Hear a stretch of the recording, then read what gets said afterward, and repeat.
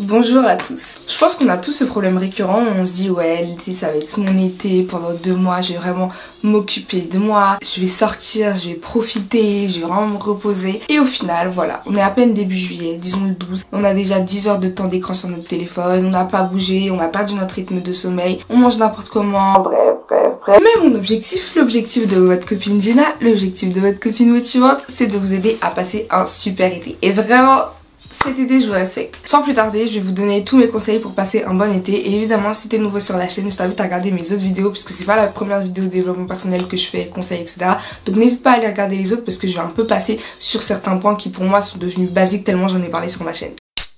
Tout d'abord, je vais vous donner 3 règles à respecter durant cet été. C'est-à-dire que peu importe que vous soyez malade, peu importe que vous soyez en train de pleurer, peu importe que vous ayez pas trop la motivation aujourd'hui, faites au moins ces 3 choses. Allez, au moins une de ces 3. Mais vraiment, tenez-vous à ces 3 règles parce que ça va vous sauver dans toutes les situations. À n'importe quel moment, quand vous allez vous rendre compte que vous n'êtes pas trop motivé, tout ça, vous allez vous rendre compte que c'est parce que vous n'avez pas respecté une de ces règles et à ce moment-là, il faudra reprendre dessus. La première, c'est tout simplement de garder votre chambre rangée. Je ne vous demande pas de faire 1 heure de ménage tous les jours, mais juste pourquoi pas prendre 10 minutes le soir ou même 5 minutes pour ranger ce que vous avez mis par terre, remettre à sa place ce que vous avez déplacé, vérifier que vous avez bien rangé vos livres, ce genre de choses, ça va vous aider à faire en sorte que votre chambre, en fait, votre espace soit toujours correct, soit toujours carré, soit toujours rangé. Deuxièmement, avoir une bonne routine hygiénique. Donc là, en plus, il fait chaud et tout, vraiment, lavez-vous les gars. Du coup, je vais pas vous dire oui, lavez-vous 2 fois par jour, lavez-vous 1 fois par jour. Faites ce que vous voulez, parce que je sais qu'on n'a pas tous les mêmes rythmes au niveau des lavages. Il y en a, c'est même plusieurs fois par semaine, mais pas tous les jours. Il y en a, c'est que le matin, que le soir. D'autres, 1 fois tous les 2 jours. Enfin bref, ça dépend. Donc je vais pas vous juger là-dessus et je vais pas fixer des règles basées sur ce que moi on m'a appris à faire. Il y a un papillon qui a failli rentrer dans ma chambre, j'ai eu très peur. Mais gardez votre routine d'hygiène. Donc par exemple, si vous lavez le visage 2 fois par jour, prenez vraiment le temps de vous laver le visage 2 fois par jour et de faire votre routine en profondeur. Et moi, des fois, j'ai tellement la flemme de faire ma routine en profondeur. Genre, je me dis, vas-y, fais juste ces 2 étapes et au pire, le reste tranquille, c'est facultatif. Oui, c'est facultatif. Oui, demain, tu vas pas te réveiller avec des boutons. Mais n'est-ce pas mieux de. C'est juste un lavage. Ça veut dire, c'est déjà, tu commences la journée et t'as pas fait ton lavage de base et que t'as procrastiné dessus. Les plus grandes tâches à venir, comment ça va se passer?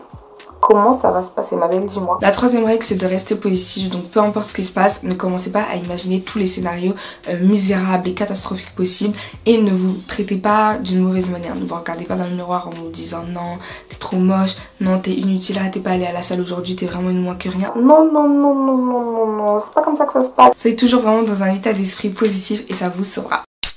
Maintenant passons au conseil de la vidéo. Alors tout d'abord, l'objectif de la vidéo, c'est vraiment de vous aider à planifier à fond votre été de manière à ce que s'il y a un petit souci, si genre vous n'arriviez pas à le faire, c'est simplement parce que vous manquez de discipline et que vous n'avez peut-être pas la motivation, mais au moins que tout soit planifié et que vous sachiez exactement ce que vous devez faire à quel moment. Cette vidéo aura une partie 2, je voulais pas tout traiter, ça allait être trop long dans cette vidéo. Du coup, je vous invite à vous abonner ou au moins à venir me suivre sur Instagram pour être tenu informé de la partie 2 de cette vidéo.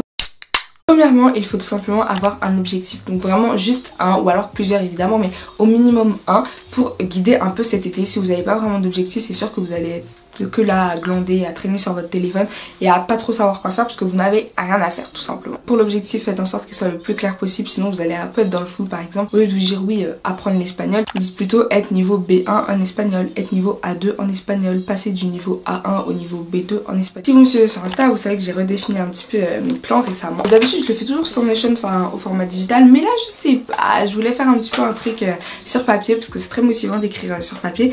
Donc voilà, je vais vous... je sais pas comment je vais vous montrer ça. Bon, je pense que je vous l'afficherai quelque part ici. Mais en gros, j'ai fait différents domaines et pour chaque domaine, je me suis fixé des objectifs et j'ai mis des questions clés. Donc je vous en dis pas plus, je vous invite à aller voir sur Instagram parce que j'ai tout remis en story à la une.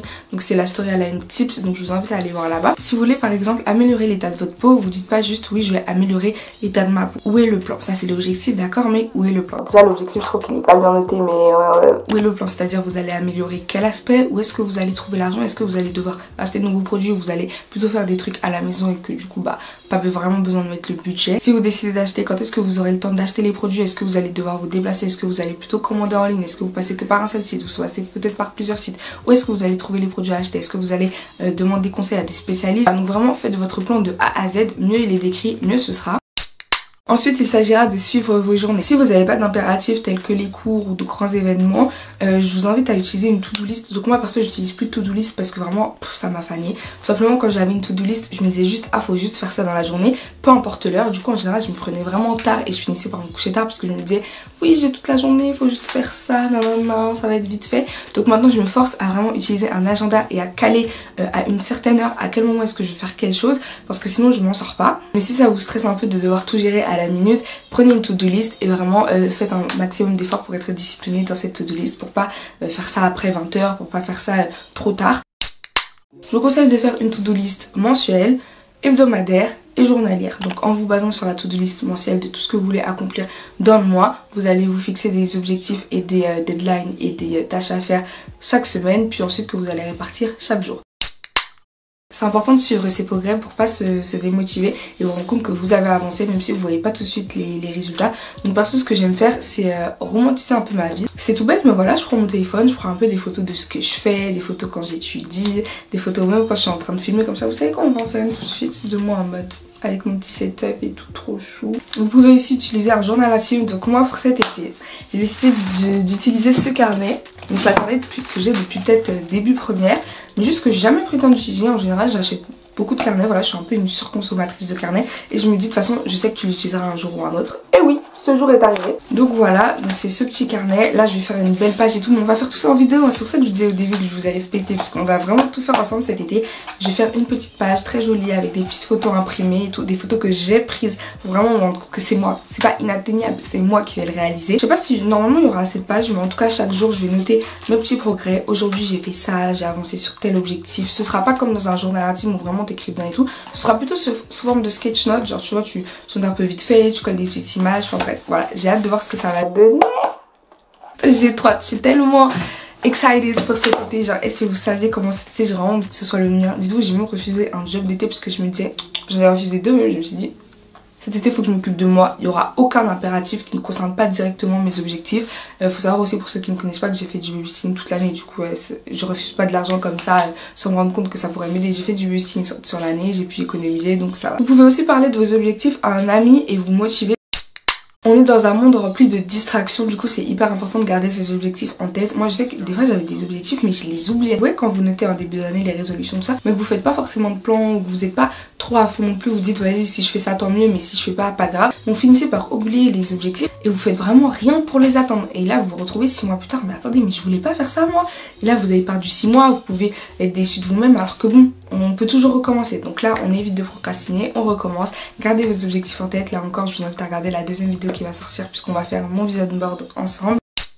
Voilà, j'espère que cette vidéo vous aura plu et vous aidera à passer un bon été. Encore une fois, elle est complémentaire avec mes autres vidéos et les vidéos qui vont sortir. Donc j'ai trop hâte de vous poster tout ça. Buvez de l'eau et du miel, croyez en vos rêves, on se retrouve bientôt. Bye!